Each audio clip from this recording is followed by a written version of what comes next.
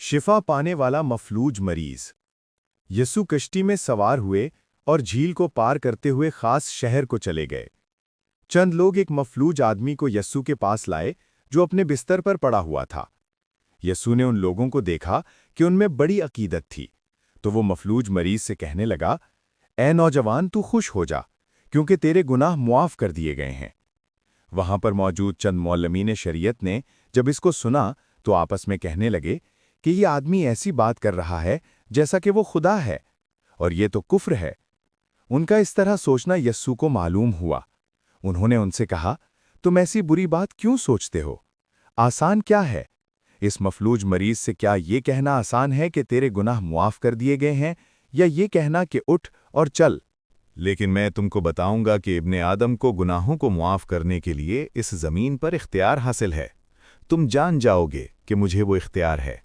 इसके बाद यस्सू ने उस मफलूज आदमी से कहा, उठ और तू अपना बिस्तर लेते हुए अपने घर को चला जा। तब वो आदमी उठा और घर को चला गया। लोग इस बात को देखकर खौफजदा हो गए।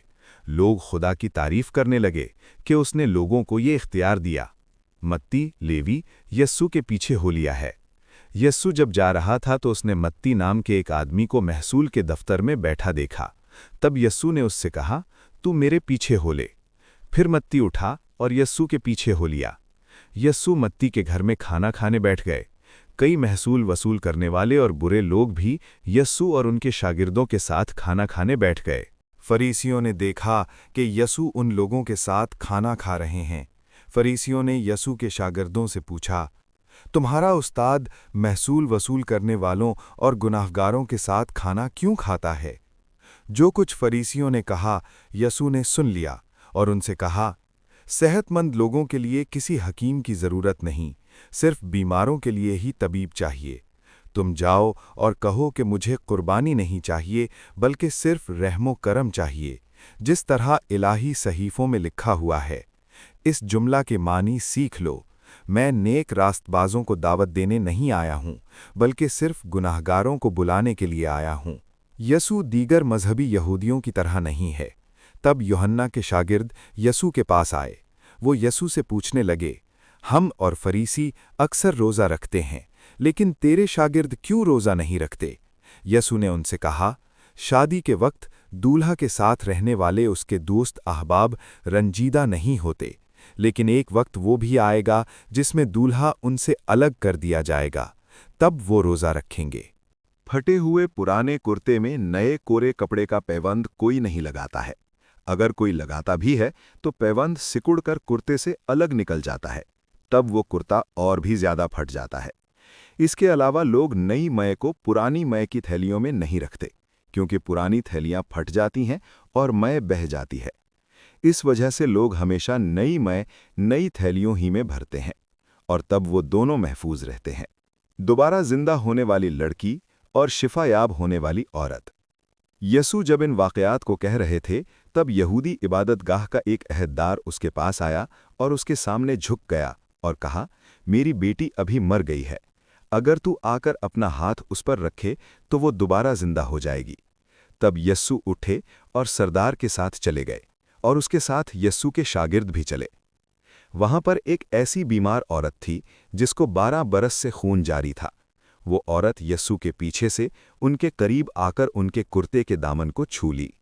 वो औरत सोचने लगी, अगर मैं इसका करता छू लूं तो मैं जरूर सेहतयाब हो जाऊंगी। यस्सू ने उस औरत को देखा और कहा, बेटी, तो इत्मीनान और सुकून से रहे, अपने ईमान की वजह से ही तू सेहतयाब हुई। तब वो तंदुरुस्त हो गई। तब यस्सू सरदार के साथ आगे बढ़ता हुआ उसके घर में चला गया। यस्सू ने जनाजे में आए हुए बाजा बजाने वालों के ग्रुह को और रोने वालों को देखा। यस्सू ने कहा, दूर हो जाओ, कि ये लड़की मरी नहीं है, बल्कि वो सो रही है। लेकिन उन्होंने यस्सू का मजाक उड़ाया। लोगों को घर से बाहर भेज देने के बाद यस्सू उस कमरे में गया जिसमें लड़की थी। यस्सू ने जब उस लड़की का हाथ पकड़ा तो वो उठ खड़ी हुई। खबर अतराफ व अकनाफ के इलाकों में फैल गई, कई लोगों की सेहतयाबी। यस्सू जब वहां से लौट रहे थे तो 2 अंधे उसके पीछे हो लिए, और वो जोर से पुकारने लगे, ए दाऊद के फर्जंद, हम पर रहम कर। यस्सू घर के अंदर चले गए। अंधे आदमी भी उसके साथ चले गए। यस्सू ने उनसे कहा, क्या तुम यकीन करते हो कि मैं तुम्हें शिफा दे सकता हूँ? अंधों ने जवाब दिया, ہاں खुदावंद, हम यकीन रखते हैं। तब यसू ने उनकी आंखें छूकर कहा, जैसा तुम्हारा एतकाद है वैसा ही तुम्हारे साथ हो।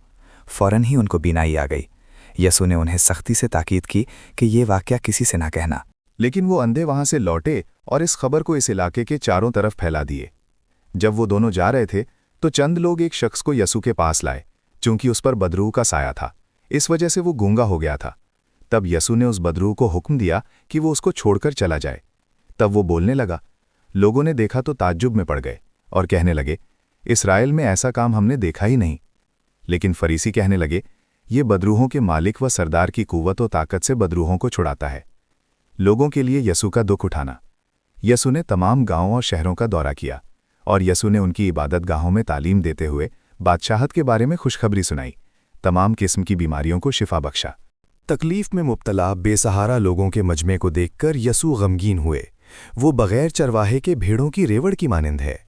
यसू ने अपने शागिर्दों से कहा, फसल तो बहुत ज्यादा है लेकिन मजदूर कम है। और उसने कहा कि फसल का मालिक खुदा है, इसलिए फसल के मालिक से दरख्वास्त करो कि फसल काटने के लिए ज्यादा मजदूर भेज दे।